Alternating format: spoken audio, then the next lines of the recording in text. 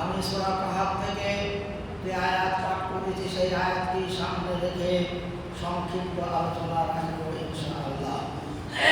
আলোচনা ইতিপূর্বে হয়েছে, তার পরবর্তী স্টেজ নিয়ে আলোচনা হবে যুলকারনাইনের বাদশা সম্পর্কে। গত জুমাতেও আলোচনা হয়েছিল, তার আগেও ওই একই সংখ্যার একটা প্রশ্নের উত্তর নিয়ে আলোচনা হয়েছিল।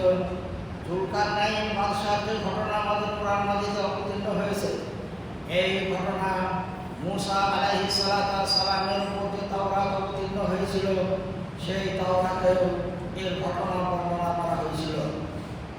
মুসা আলাইহিস সালামের কিতাব তাওরাতের বর্ণনা হওয়ার মানে মুসা আলাইহিস সালামের জামানার আরো আগেকার ঘটনা হলো যুলকারনাইনের ঘটনা। মুসা আলাইহিস সালাম আজ থেকে 3000 বছর আগেকার ঘটনা। তো মুসা আলাইহিস সালাম থেকে আরো পূর্বের ঘটনা, যার জন্য মুসা আলাইহিস সালামের কিতাবে আল্লাহ তাআলা এই যুলকারনাইন সম্পর্কে বর্ণনা দিয়েছিলেন। যে তাওরাত যাদের কাছে আছে বর্তমান যারা ইহুদি, ওরাই হলো মুসা আলাইহিস সালামের উত্তরসূরি বলে তারা দাবি করে। তো তাদের কাছে সেই তাওরাত আছে, তাওরাতে পড়াশোনা করে ইহুদিরা জানে যুলকারনাইন সম্পর্কে আল্লাহ তাআলা তাকে কিভাবে প্রেরণ করেছিলেন এবং দুনিয়াতে তাকে কিভাবে রেখেছিলেন, এ সমস্ত বৃত্তান্ত তাদের জানা ছিল। সেই জন্যই মক্কার মুশরিকদেরকে তারা শিখিয়ে দিয়েছিল যে তোমরা যুলকারনাইন সম্পর্কে তাকে প্রশ্ন করো, সে যদি নবী হয় তবেই করতে পারবে, না হলে কোনো মানুষের পক্ষে বলা সম্ভব নয়। তো সেই প্রশ্নের উত্তরে যুলকারনাইন সম্পর্কে আল্লাহ তাআলা আল্লাহ রাসূলকে যে বর্ণনা করেছেন, সূরা কাহাফের 84 নম্বর আয়াত থেকে 93 নম্বর আয়াত পর্যন্ত পরপর বর্ণনা করেছেন। তার মধ্যে একটা ঘটনা, যুলকারনাইনের উল্লেখযোগ্য 3টি ঘটনা কোরআনে উল্লেখ করা হয়েছে। তার মধ্যে একটা আলোচনা হয়েছে গত জুমাতে, যে তিনি সূর্য অস্তমিত হওয়ার জায়গাতে তিনি গিয়েছিলেন, স্বচক্ষে দেখেছেন এবং সেখানকার বর্ণনা তিনি দিয়েছেন। তারপরে সূর্য উদিত হওয়ার জায়গাতেও তিনি গিয়েছেন, ইসবালাগা মাতরাকা তালাকাতি শামস, যে জায়গাতে সূর্য শুরু হয়, যে জায়গাতে সূর্য উদিত হয়, সেই জায়গাতেও তিনি গিয়েছেন, স্বচক্ষে দেখেছেন এবং তার বর্ণনা তিনি দিয়েছেন। আল্লাহ তাআলা বলছেন ফাত্তাবাকা সাবাবা, আমি তার যাওয়ার জন্য ব্যবস্থা করে দিয়েছিলাম, তার রাস্তা আমি করে দিয়েছিলাম, তার রাস্তা বলে দিয়েছিলাম, কিভাবে পৌঁছাবে সেখানে সমস্ত কিছু আমি ঠিক করে দিয়েছিলাম। আমার ঠিক করা ব্যবস্থাপনায় সেই যুলকারনাইন সূর্য যেখানে উদিত হয় সেখানে গিয়ে পৌঁছেছিলেন। সেখানে পৌঁছে দেখছেন সূর্য সত্যি এমন এক জায়গা থেকে উদিত হচ্ছে, যে জায়গাটা দেখে মনে হচ্ছে যেন ঠিক পশ্চিম আকাশে দেখে এসেছিলেন। সেইভাবেই থল বলে একটা কাদা, পানি নাই কিন্তু সেই কাদার ভিতর দিয়ে সূর্য উদিত হচ্ছে। কিন্তু তার আগে সমতল ভূমিতে যে সমস্ত মানুষ বসবাস করছেন, ওয়াজাদা কাওমান, সেখানে একটা সম্প্রদায়কে তিনি দেখলেন, একটা জাতিকে সেখানে দেখলেন, এক জনগোষ্ঠীকে সেখানে দেখছেন যে তারা সেখানে বসবাস করছে। সেই সূর্য যেখানে উদিত হচ্ছে তার থেকে অনেক আগে যে সমতল ভূমি, সেখানে তারা বসবাস করছে।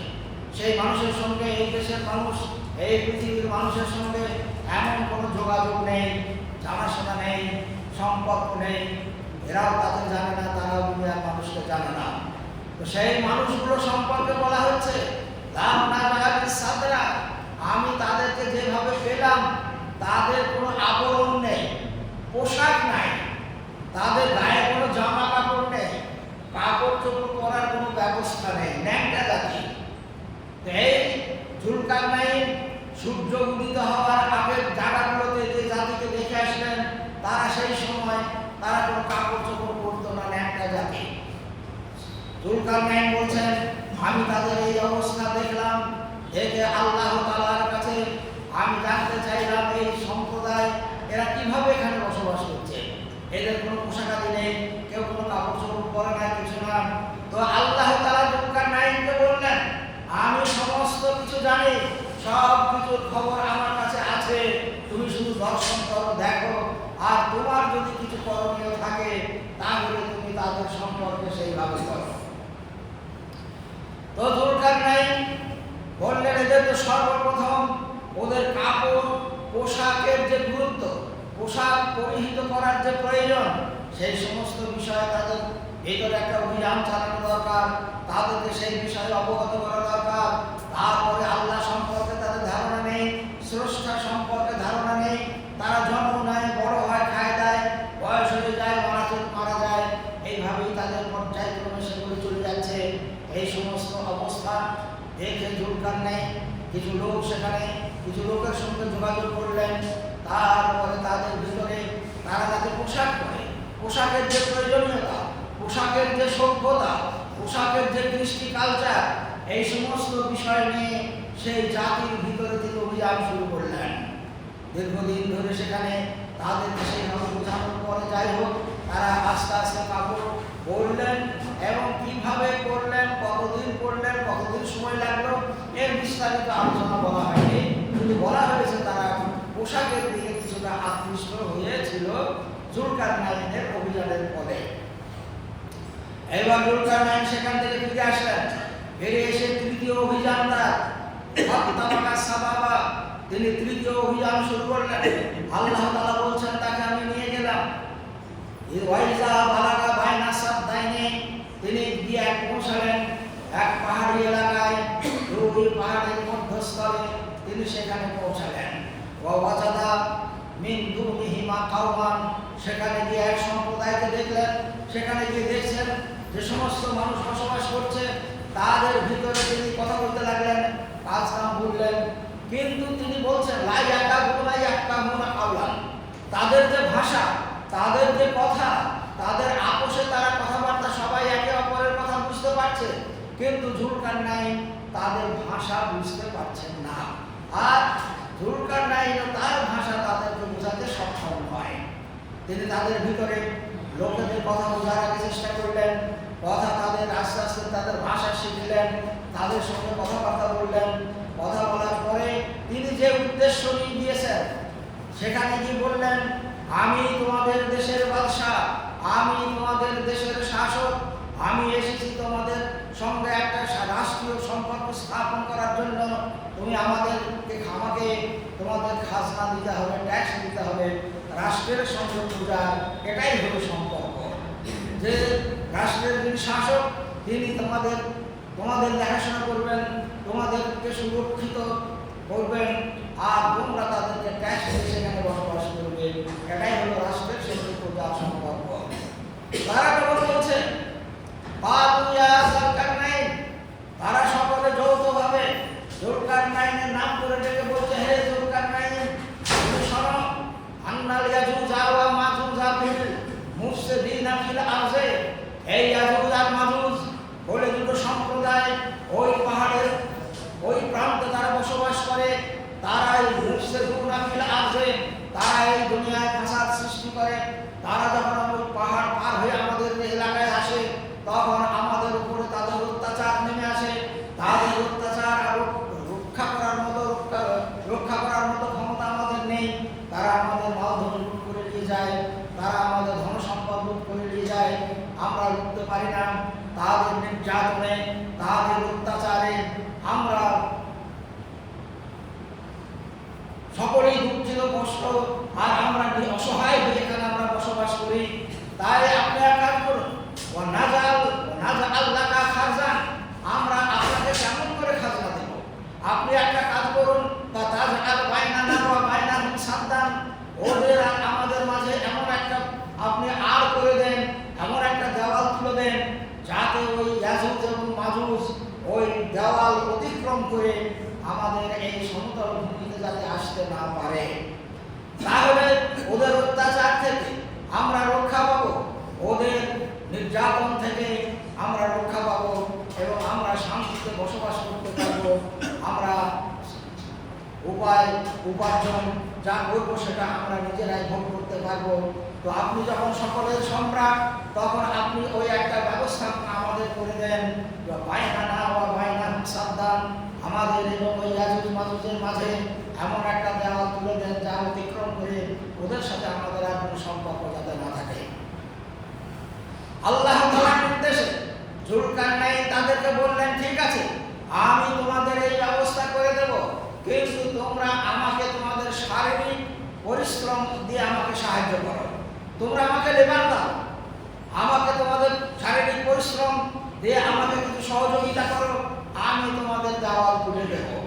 সেই দেওয়াল আল্লাহ তাআলার নির্দেশে জুলকারনাইন একটা দেওয়াল দেওয়ার ব্যবস্থা করলেন দুই পাহাড়ের মুখে। তারা দুই দিকে দুই বড় বড় পাহাড়, সেই পাহাড়ের ভিতরে যে ফাঁকা জায়গা সমতল সেখানে তারা বসবাস করে, পাহাড়ের উপরে ওঠার তাদের ক্ষমতা ওখানে নেই।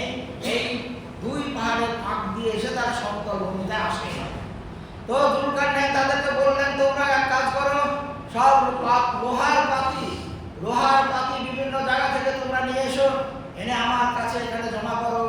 আমি এই লোহার পাত দিয়ে ওই দুই পাহাড়ের মুখে আমি দেওয়াল দিয়ে পুরা বন্ধ করে দেব।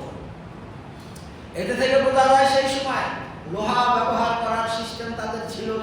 লোহার পাতি সমস্ত মানুষ সেখানে জুলকারনাইনকে সহযোগিতা করলেন। বিভিন্ন জায়গা থেকে দেশ থেকে সেই লোহার পাতি জমা করে প্রচুর গাদা লাগিয়ে দিল। এইবার জুলকারনাইন সেই লোহাকে সেখানে সাজিয়ে দিলেন, তার লোকজন দিয়ে দুই পাহাড়ের মুখে সাজিয়ে পুরা দেওয়াল তুলে দিলেন। তারপরে বললেন, শোনো, আমি একবার এই লোহাগুলোর উপরে তামাকে গলিয়ে ওর উপরে ঢালবো, আর সেই তামা দিয়ে সমস্ত লোহাগুলোকে আমি একসঙ্গে যুক্ত করে দেব। তো তোমরা এক কাজ করো, হাঁপড় সৃষ্টি করো, তোমরা নিজে থেকে বাতাস দিতে শুরু করো, সেই বাতাসে যাতে আগুন ঠিকভাবে প্রজ্বলিত হয় এবং সেটাকে গরম করতে সাহায্য করে, আর তাতে তামা যাতে সহজে গলে যায়। তো জুলকারনাইন সেই লোকেদের সহযোগিতায় দুই পাহাড়ের মুখে সেই দেওয়াল তুলে দিলেন লোহার পাত দিয়ে, আর তামা গলিয়ে সেই লোহাকে এক লোহার সঙ্গে আর এক লোহাকে জমিয়ে দিলেন। এমন ভাবে জমিয়ে দিলেন, সেই দেওয়াল তোলার পরে যখন কাজ কমপ্লিট হলো, তখন জুলকারনাইন সেই লোকেদেরকে বলল, শোনো, আমি এই দুই পাহাড়ের মুখে দেওয়াল দিয়ে ওদেরকে বন্ধ করে দিয়েছি, এই দেওয়াল ওরা ভাঙতে পারবে না, এই দেওয়াল উপর দিয়ে ওরা অতিক্রম করে আর এই দিকে আসতেও পারবে না। তাহলে দেওয়াল ভাঙবে কখন? আল্লাহ তাআলা যে ওয়াদা করেছেন, আল্লাহ তাআলার সেই ওয়াদা যখন আসবে, আল্লাহ তাআলার ওয়াদা যখন তোমরা দেখতে পাবে, তখনই আল্লাহ তাআলা ইচ্ছা করে তাদের সেই দেওয়ালকে ভেঙে টুকরো টুকরো করে দেবেন। আল্লাহ তাআলার ওয়াদা মানে কিয়ামত, কিয়ামতের আগে পর্যন্ত, কিয়ামতের আগেই সেই দেওয়াল ভাঙবে এবং তারা বাহির হবে।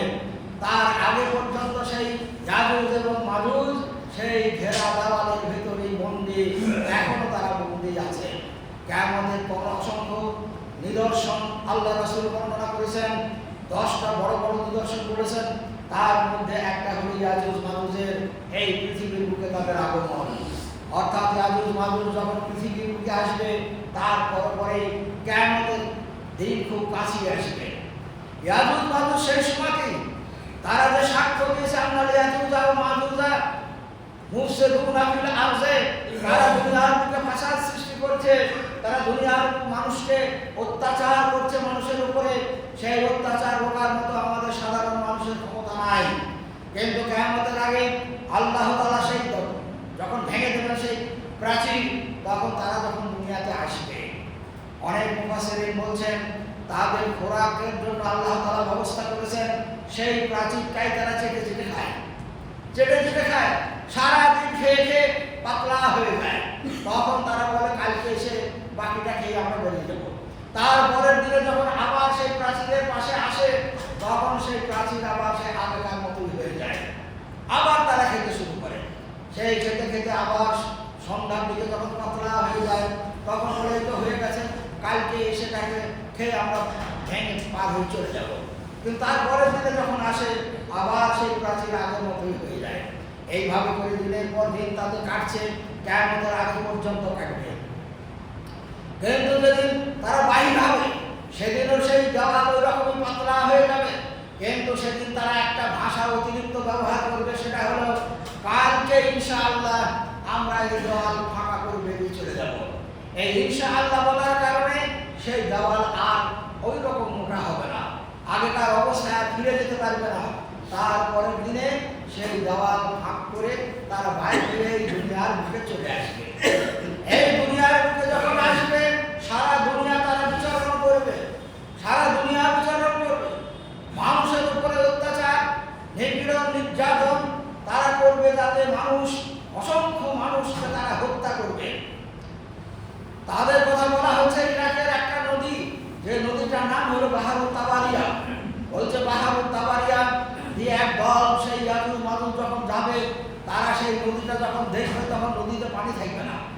আর নদীতে পানি থাকবে না, পানি মরে গেলে যেমন থলথলে কাদা থাকে সেই রকম কাদা দেখবে।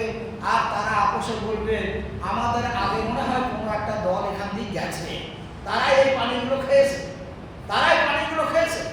ওই রকম তারা দুনিয়ার বুকে গাছপালা যত রকমের ফল ফুল সব তারা খেয়ে ফেলবে, পানি সাগরের পানি পর্যন্ত তারা খেতে শুরু করবে।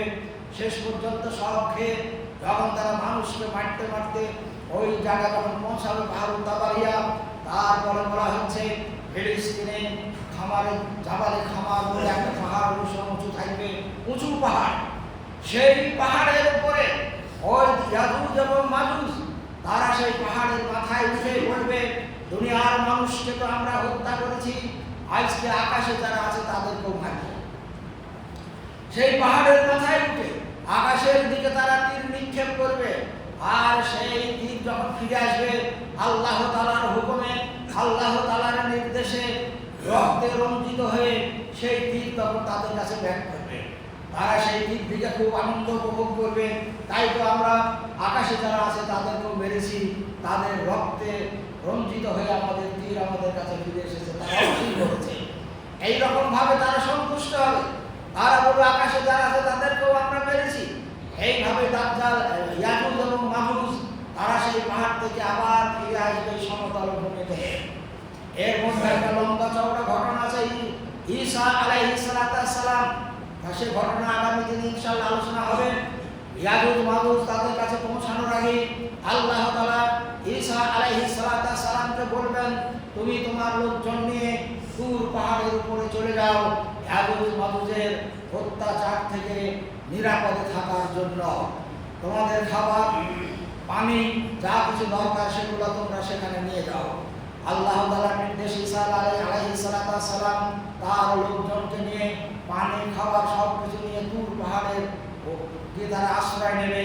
কিন্তু ওই পাহাড়ে ইয়াজুজ মাজুজ যাবে না, কিন্তু তারা দুনিয়ার বুকে নামতে বেলা সাহস করবে না। দুনিয়ার অবস্থা তারা খোঁজ খবর তারা পাবে, আল্লাহ তাআলা অবগত করাবেন।